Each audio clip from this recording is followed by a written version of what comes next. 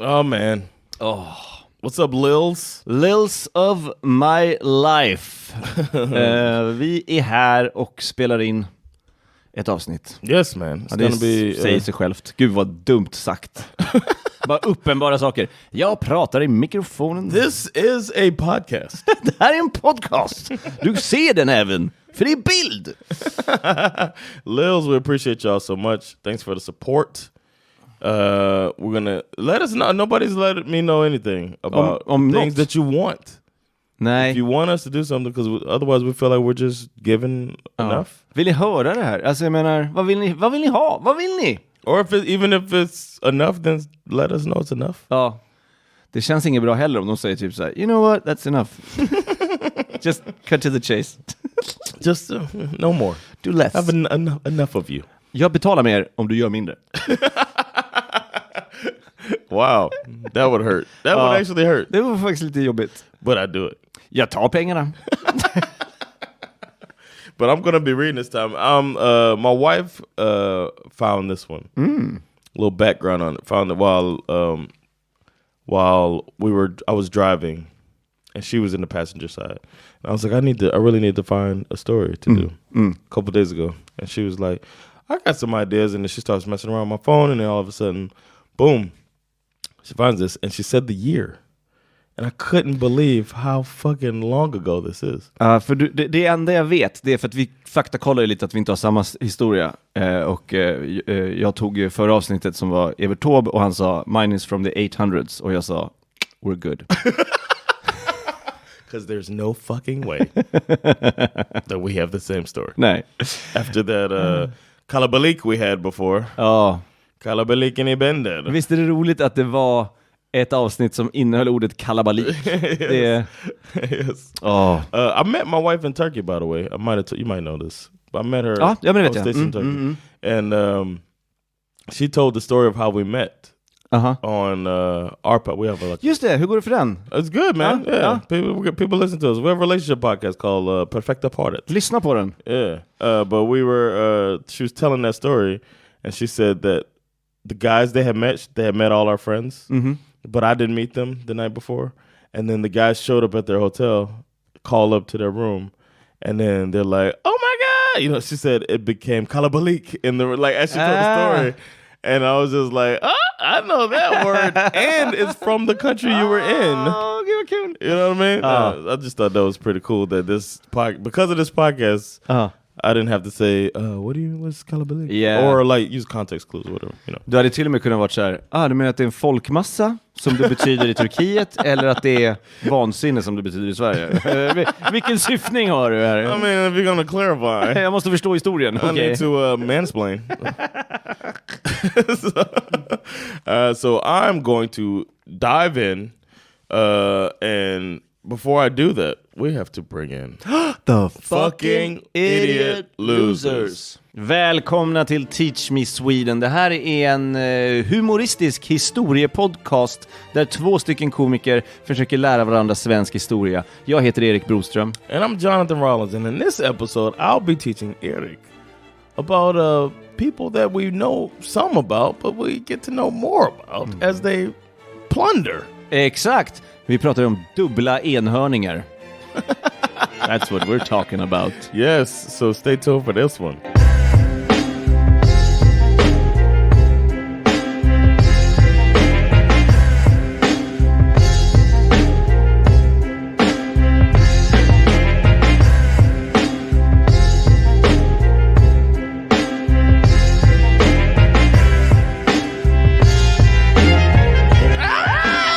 I'm back to happy now. Oh, hey! Thank you for clarifying. Jag ska försöka ledsen nästa gång. Och se hur det går. Oh no! Nej, det är så negativt. Det ska vara kul. We don't want that. Ja, rädsla eller glädje eller förvåning. Vi håller oss till dem. Yes. I'm going to be reading to Erik today. You get to sit back and just be funny, man. Love it. Love it. I hope so. Yes. You will be funny, man. Okay. Don't just play along. Okay. All right. I'm so fucking funny. Exactly. Get into it. All right, I'm going to begin by saying this story is so old that a lot of it is from verbal accounts. Okay. Passed on. Oh. So it might be less accurate than our other 100% spot on episodes. Typ så här bibliskt sant. Yeah. Or just when have we ever said something wrong? Nobody's, you know. Precis, det finns ingen rätt och fel här. Yeah. Smart. Jag ska också bara börja med 800-talets... här kan vi bara säga, bara köra story därifrån. So there was a magical gnome. And this is the story of the first Swedish unicorn. Okay. Just go full on fantasy. Yeah. I've been watching too much House of the Dragon. Yeah. All right. This episode be going all the way back to the 800s, not the 1800s. No, but the 800s.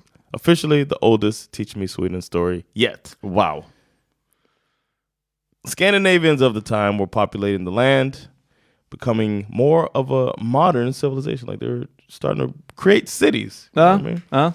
Land back then wasn't as easy to convert into livable for humans. It's not like they had bulldozers and shit. Nej, det var i Sverige. Yeah, so this area was experiencing what some considered overpopulation. För många här? It was just like they felt like, you know, you couldn't like plow it out and make a whole apartment complex. So it's just like, we gotta figure something out. Så på jättemånga hektar så kunde man vara typ 2 personer. Och det var allt som... det var allt man kunde få ut av det för att leva. This story is the beginning of the Bostadskö. Ja. So some people, some inhabitants decided to take to the sea in order to find other land to inhabit or find other sea vessels, possibly gain riches from them. Ja, jag tror jag vet vilka du syftar på. These sea nomads, as I'd like to call them, de har inga andra namn, will become notorious throughout Europe. Yeah. Some called them pirates and some called them Vikings.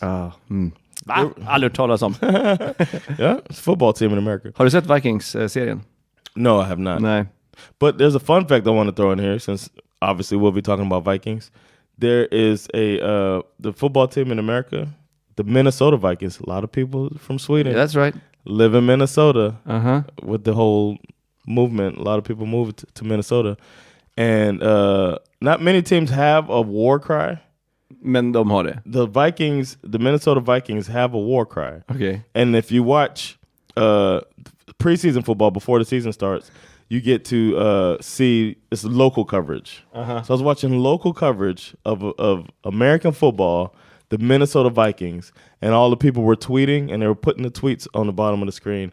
They were rolling by, and every fan ended their tweet with #Skål. Nej. I couldn't believe it.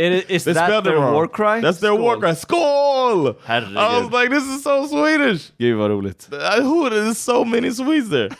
The Minnesota Vikings. I think if I was in charge of the NFL, the local team here in Sweden, I would show all of their games, the Vikings games, because obviously it's tied to Sweden. But whatever. Sant. Anyway, that's my little quick story, sidetrack. They were known to take what they want. Yeah. In a savage manner. Så typiskt svenskt, även idag. What's not widely reported about the Vikings is how far they traveled. Nej.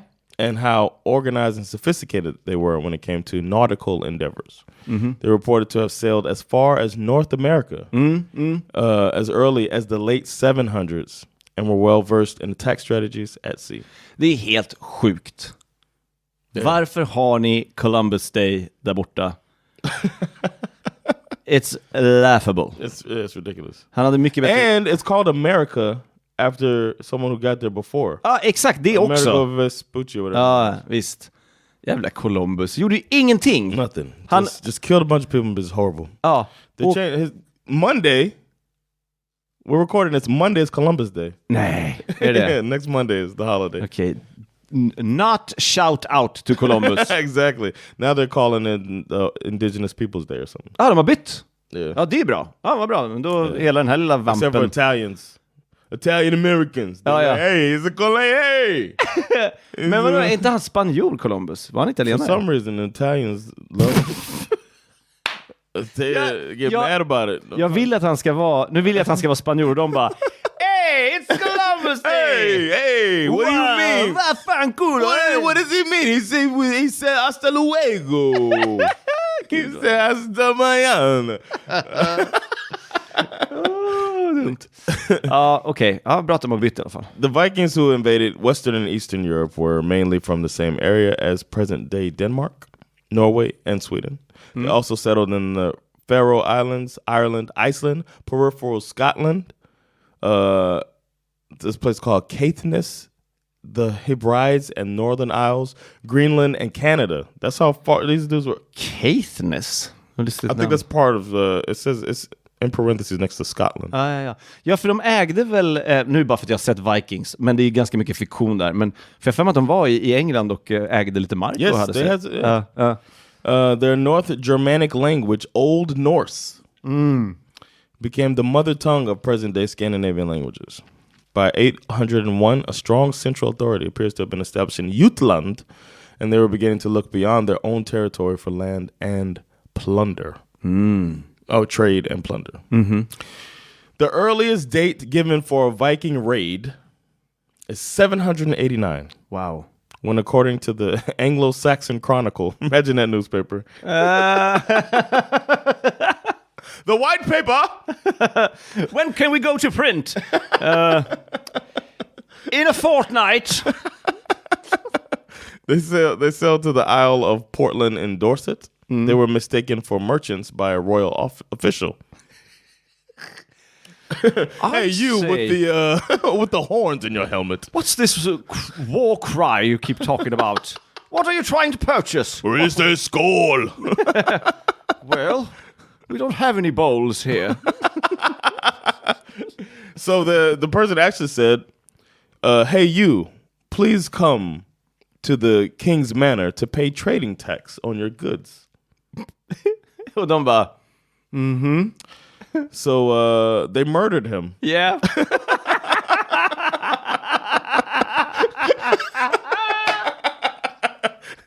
Could you pay?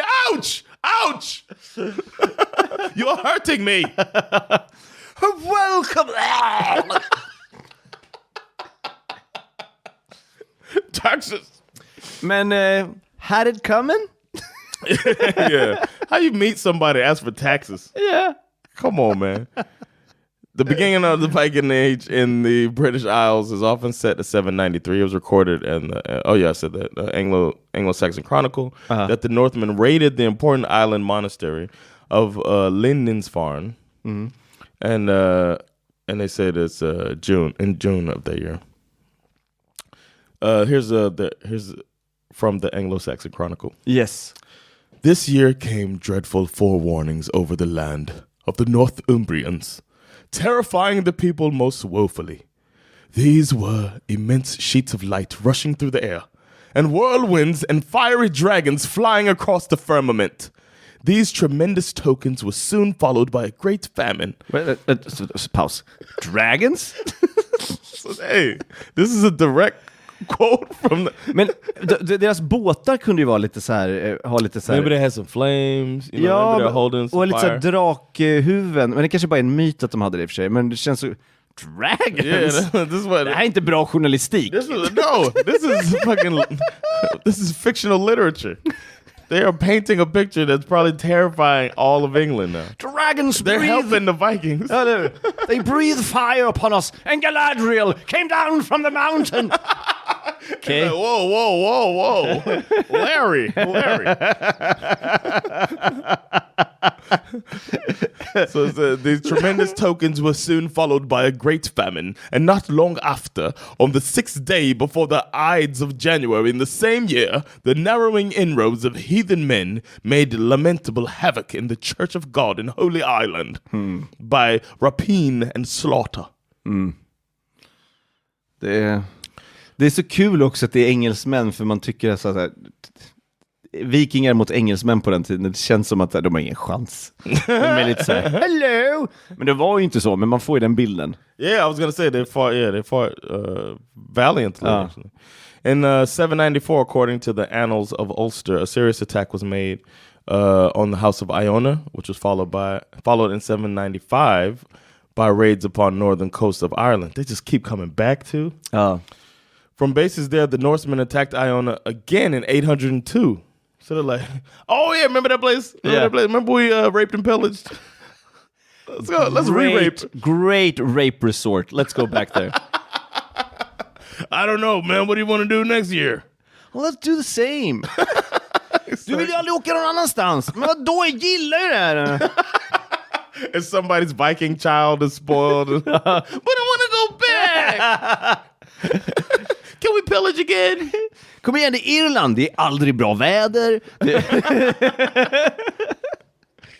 So they came back in 802, causing great slaughter amongst the Selae brethren and burning the abbey to the ground. The Vikings primarily targeted Ireland until 830, as England and the Carolingian Empire was able to fight them off. Yeah. However, after 830, the Vikings had considerable success against England, that empire, and other parts of Western Europe. After 830, the Vikings exploited disunity within the Carolingian Empire. They must have watched Game of Thrones. As well as pitted the English kingdoms against each other. Snyggt. Inte bara vildar, utan exactly. That's what was not remembered. Det är det som gör det lite obehagligt. För att om de var typ så här, knulla och döda, då kan man inte förstå, är konstigt, men då kan jag i alla fall, jag kan greppa det. Men om det är typ så här, ja men och sen så tar vi är väldigt bra på sjöfart, så att vi åker dit och sen så ser vi till att vinden ligger rätt och sen så knullar och dödar vi jättemånga och sen så spelar vi ut dem mot varandra. Alltså det är något så äckligt med att men de vill fortfarande våldta och döda. Men de är liksom helt brighta i huvudet. Det är skabbigt. It's a nightmare. Ja. While the initial raiding groups were small, a great amount of planning is believed to have been involved, obviously, as you're highlighting. Yeah. The Vikings raided during the winter of 840 to 841 rather than the usual summer. They raided in the winter. Oh, stepping up. And they waited in an island off of Ireland. So they just wait over there. Everybody's like, oh, they won't be back. It's not the summer. Finally can relax. For the Europeans at the time, this must have been experienced as an explosion of activity from the Nordics. Because out of a Nordic population of perhaps 800,000 people in total, there were enough young seafaring warriors to conquer large parts of the British Isles and Ireland, where they founded kingdoms for a few centuries. They discovered Iceland and Greenland. They wintered in Newfoundland and fought with the Native Americans. Shit. And that's Canada. Where's that movie? I know, right? That would be a great movie. They founded a kingdom in northern France, Normandy. Yeah, and one in Russia. Just det. They sailed down the Russian rivers to the Black Sea and the Caspian Sea.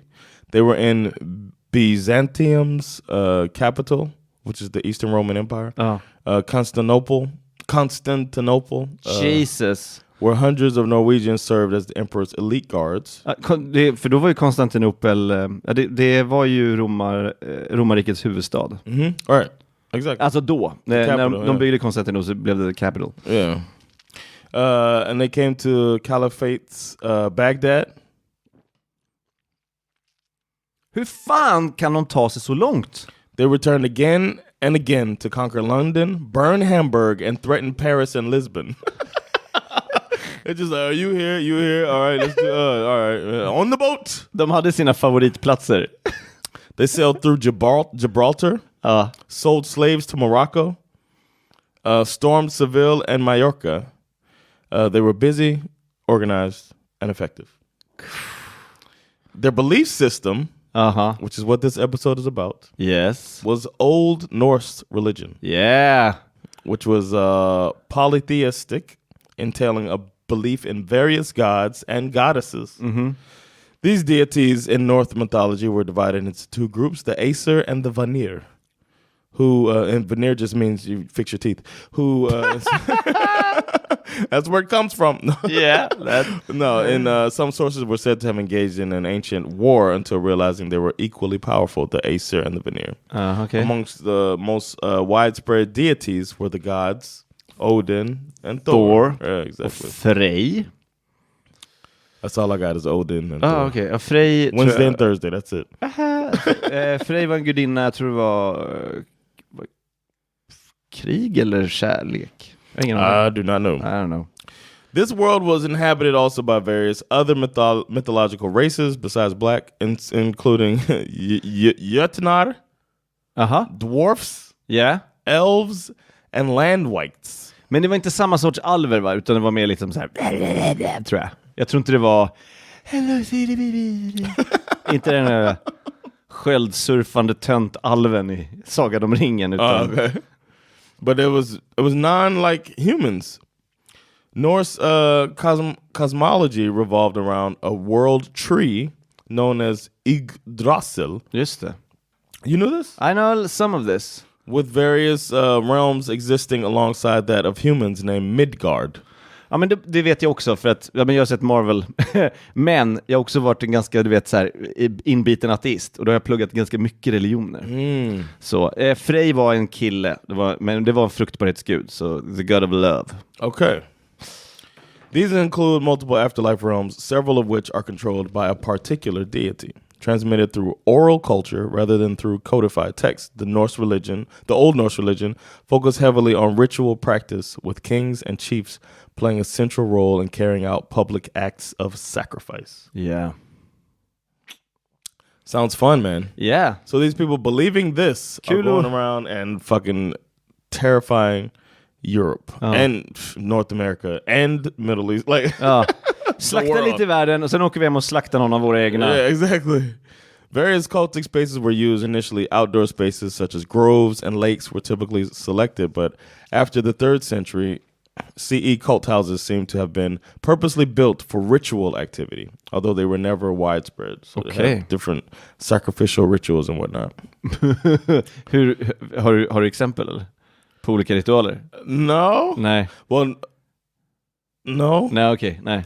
Norse society also contained practitioners of Seord, a form of sorcery that some scholars describe as shamanistic. I was shocked that I just thought Vikings were kill.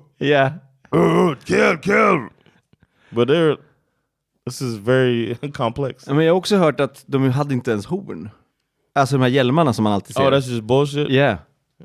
They just had regular helmets. Just scaring the shit out. It's because of that damn article. Yeah. People thought it was dragons and fucking fire and shit. There's a bunch of double unicorns heading this way. Exactly. Various forms of burial were conducted, including both inhumation and cremation, typically accompanied by a variety of grave goods. So they put stuff in there. Visst det. Massa, de här ska du ha med dig. Yeah. You like to smoke? But throw a pack of cigarettes in there. Let's light one up and throw it in there. Wait a minute. That's a bad idea. Throughout its history, varying levels of transcultural diffusion occurred among neighboring peoples, such as the Sami and the Finns, to influence their culture. One thing that made the Vikings hard to pin down was they had no home. There was not like a home base. They're so spread out. You couldn't be like, we'll take down Viking land. You know what I mean? It's not like they were taking orders from a physical government that you could take out in order to destroy them. They were independent. The closest thing to a home base that they could be linked to was an island called Björkö. Have you heard of Björkö? No. It's located in what's now Sweden, of course. And it's actually not far from here off Lake Mälaren. In Ekerö. You know Ekerö. Ekerö? Yeah. Inte alls samma rykte nu. The Vikings ran a trading post in a town on the island that was known as Birka. Birka känner jag igen. Okay. Yeah. Birka was founded around 750 AD. And it flourished for more than 200 years. It's been estimated that the population in Viking Age Birka was between 500 and 1,000 people. The archaeological sites of Birka and Hovgården on the neighboring island of Adelsö, You know about that, right? Maybe. Or maybe I do because I used to work with maps and shit. Make up an archaeological complex which illustrates the elaborate trading networks of Viking Scandinavia and their influence on the subsequent history of Europe. Because they're moving around so much, they're just taking shit and bringing it, all this stuff is ending up back here that they're taking from all over the place. It's generally regarded as Sweden's oldest town because there was not really, they used to call it Svealand. Just det. But it's not like Sweden yet. No. So it's like Sweden's oldest town. Birka has been a World Heritage Site since 1993. Many burial sites have been uncovered at Birka, leading to the finding of many objects, including jewelry and many textile fragments. And a burned out cigarette. This corpse. This corpse is burned. In recent years, objects from Birka have been in the public eye due to ongoing academic research. They're digging right now over there. Like it's like a archaeological excavation. Är det sant? Yeah, because there's so much stuff there from all over. You find different shit from all over the world. Shit, vad lata de har varit. Varför så lång tid kan de inte ta?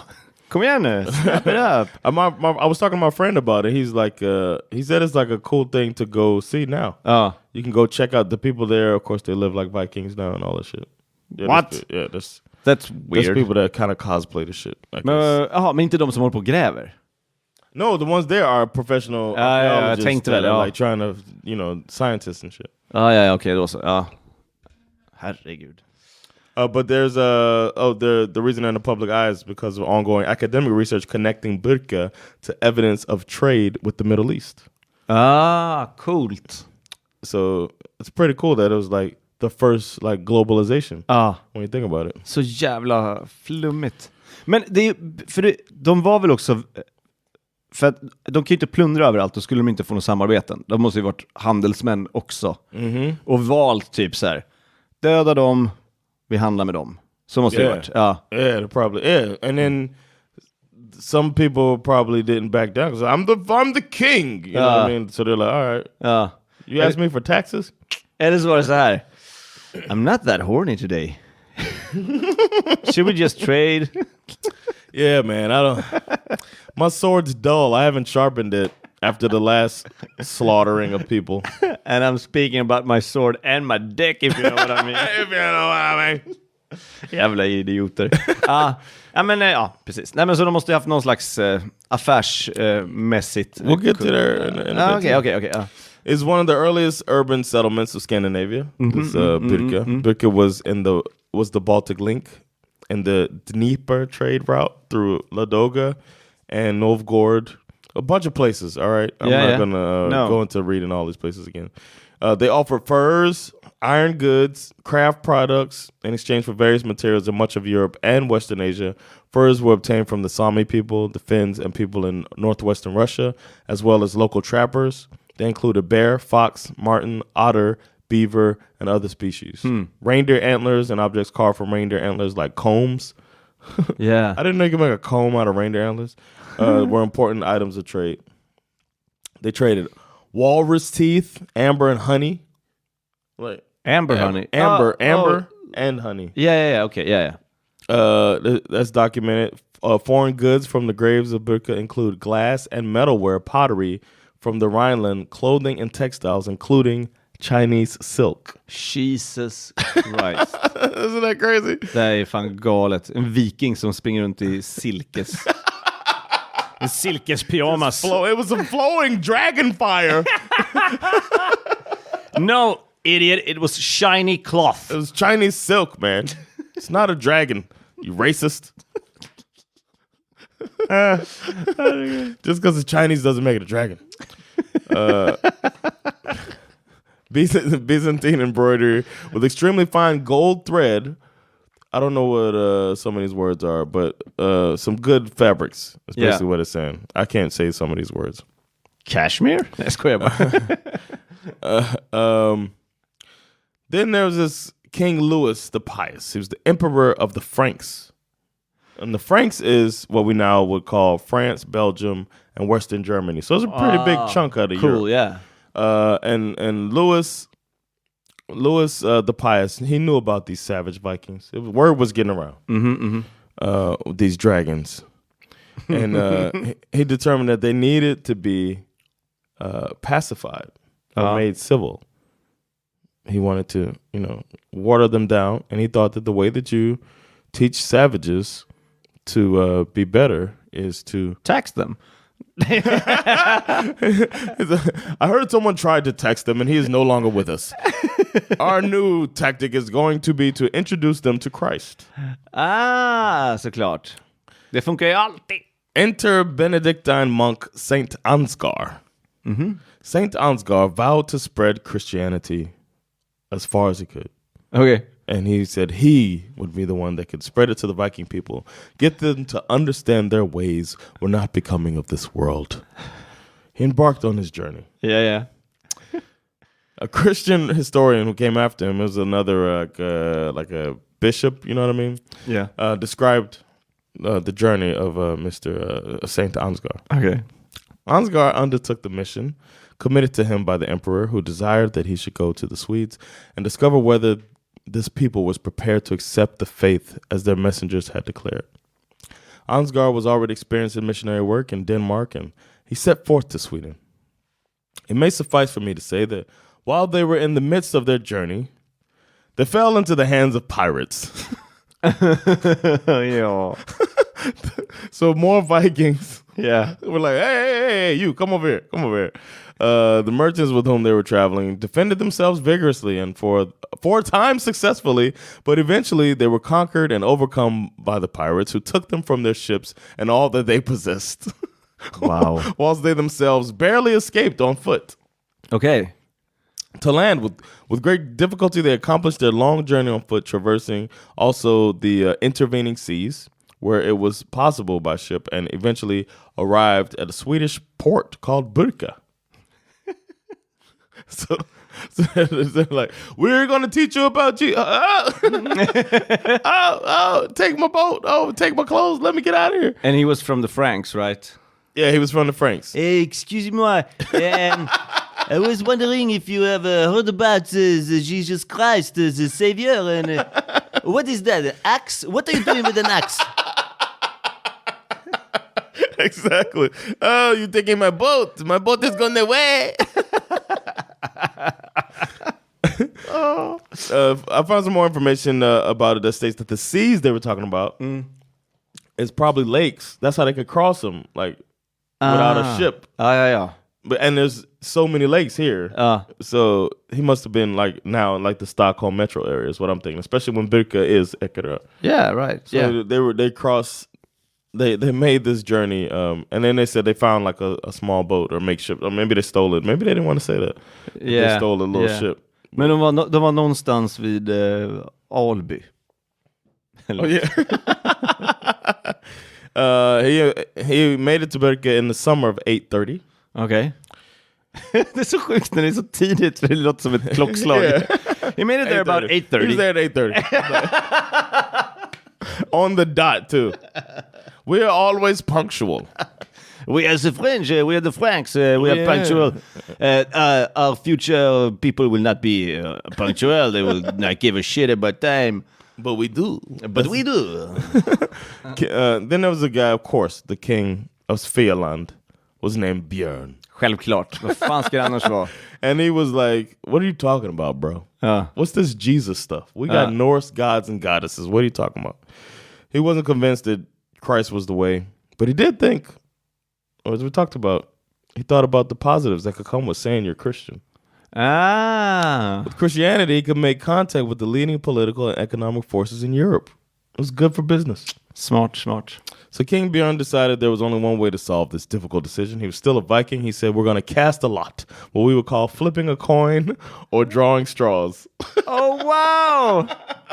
And back then, I don't know what they did, but casting a lot is what they call it. Yeah. So who knows? It could have been, okay, we're going to shoot such and such. We're going to chop your hand off, and if you don't scream, we're Christians. If the blood falls on your left foot first, then... So he left it up to chance, basically. So whichever lot they choose, Christian God won, and Sweden would now be Christian. Wow! He even said, yo, you could build a church. And they built the first church on Birka. Alltså, Jag menar, jag är säker på att kristendomen hade kommit in senare ändå. Men tänk dig om den hade flipped the coin the other way. Eller vad det nu var de gjorde. They probably would have killed that dude. Yeah, och vi hade fortfarande... Yeah, we'd be out here praying to the Norse gods. And och jag hade varit så här, Marvel! Heathens! We hate it. We do not allow religious movies. Yes, exactly. But it wasn't easy for Christ to penetrate into Sweden. Nej? No. The mission went slowly. Mm-hmm. And very few allowed themselves to be baptized. So let me get this straight. You're gonna drown me? I have drowned people. I know what happens when you hold people underwater. Fuck that. So now I'm just gonna take your head. No. And slowly... No, I'm just gonna slowly... No, get your hands on me, man. Just on the surface, no. Please trust me. What is that, an axe? What are you doing? I come in peace. But put your head under the water. So they're like, you are not baptizing me. So a few people did, but not that many. I'm sorry, bad start. Drink this. It's blood. This is a man. This man, he died for you. Yes. You eat him? He died for you. He knows me? Yes. He knows everyone. He's your brother. Like, I'm gonna stick with the Thor. I like Thor more. I don't have to eat Thor. But he walked on water. And why you trying to put me in it? Exactly. Ansgar probably worked mostly with thralls and prisoners of war. Because they were already Christians, so he kind of hung out with them. And then he left Birk after a year or so, and with only like converting a few people. He's just like, man, they don't really believe. He knew they weren't real believers, but they were just gonna play the game. Vad jobbigt det måste vara att alla typ såhär, ja, vi är kristna. Yeah, sure. Kul. Yeah, God bless.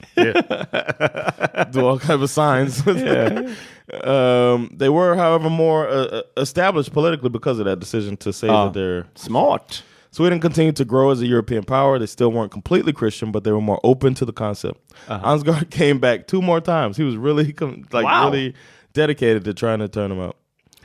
Once in 48, back in 848. Yeah. And then he came back a few minutes later at 854. They're like, damn, this boy 28 minutes later. He fast. Christianity finally took a stronghold in the late 900s when Olaf Skötkonung took the throne. Olav Skötkonung? Yeah, that was his name. Det låter som 2 saker. It's like Shot King, Skötkonung. Or it's like Skötrum, which is where you changed your baby's diapers. I don't know, that's what it was called, Skötkonung. I've never seen anything like that. Nej, han kanske behövde bytas på. Han kanske Maybe the throne was the toilet. Of course. No, he took the throne, and he was Christian already. Han var redan det, okay. So he was like, oh yeah, I'm cool with you, Ansgar. I'm Christian already, and now I'm the king, and now I'm Christian. His father Erik was the king before him. Okay. But his father had denounced Christianity. Som jag. Before he died, yeah. Yeah, my namesake. The real Erik. Yeah. Will the real Erik please stand up? Hell. The emperor of the Franks was right. Christianity would lead to the pacification of the Viking Swedes. Och så blev det vi. Yeah, the rise of the Christian faith is considered the main contributor to the fall of the Viking Age. Fan, undrar hur långt vi hade kommit. There's little historical mention of actual Vikings after the year 1200. Shit. So that just died. I mean, it's still a couple hundred more years, but that died out. Once they went Christian. There are, of course, some people that took up some Viking traditions starting in the late 1800s. Or starting in the 1800s, not late 1800s, but the Viking traditions started in the 1800s. Okay. So they got interested in it. It's more like cosplay. Yeah. So it's estimated that between 500 and 1,000 people still have the Viking feasts, prayers to Norse gods, and ceremonies of old. These people are called weirdos. Yeah. No shit. No, I don't know. They don't have a name for them, but they just adhere to the Lever Norse gods. Eller leker? Alltså, gör de det hela tiden eller då No, och I då? think they pick time. Like it looked like they have these outdoor rituals and stuff like that. För då är det ju mer som live och det är väl okej, antar jag. I may deep dive one day into the Viking Age in the future on this podcast, but for now, that is the story of Viking Religion. Awesome possum, man! Fan, jävligt coolt. Jag kände igen en hel del, men det är för att jag sett den där serien. Men det var mycket som jag inte hajade också. Men det var kul, för jag trodde att de hittade på massa i serien. Så det var ganska kul att höra en återberättelse som faktiskt sa saker jag kände igen också. Oh, yeah, för jag kommer ihåg att de var i Ryssland i serien och håller på. Och jag vet typ såhär, de var inte i Ryssland. Fan, de var they were fucking everywhere. No fucking way, they were sailors. They didn't go to Russia, Russia's land. Tänkte jag. Jag sitter och skriker väldigt mycket för mig själv när jag tittar på saker. But that's it, man. That was underbart. Fun one to find. It feels like there's so much like meat on that. Yeah. I just had to focus on the religion part and kind of. Plus att som du säger, den är ju berättad mun till mun i princip. Oh, yeah. Och det finns jättelite nedskrivet, så det är svårt att liksom. And some of the stuff that's written is on actual stone. Ja, runstenar. Yeah, runstenar. Yeah, exactly. That's crazy. That's man. cool, yeah. With a language no one understands. Yeah, I know, right? All right. Well, cool. Thank you all for checking this episode of Teach Me Sweden out. Don't forget you can hit us up with some stories you might want to ask us. Exakt, skriv på svenska till mig och på engelska till Jonathan. Yes, teachmesweden@gmail.com. Snyggt. Och skriv i ämnesraden vem det är till så är det lättare. Oh yeah, yeah. And also you can support us on Patreon, patreon.com/teachmesweden. For as little as 10 crowns a month you can contribute and support to help us out. Alltså, får jag 10 spänn av er? Fan vad uppe i smöret då alltså. Yeah. Om jag får 10 kronor till. 10 kronor till. You can swish me at 0654337729. And you can swish me at 12345556555. Okay. It's been Jonathan Rollins. Okay, Erik Broström. We'll see y'all later. Teacher you Sweden. Peace.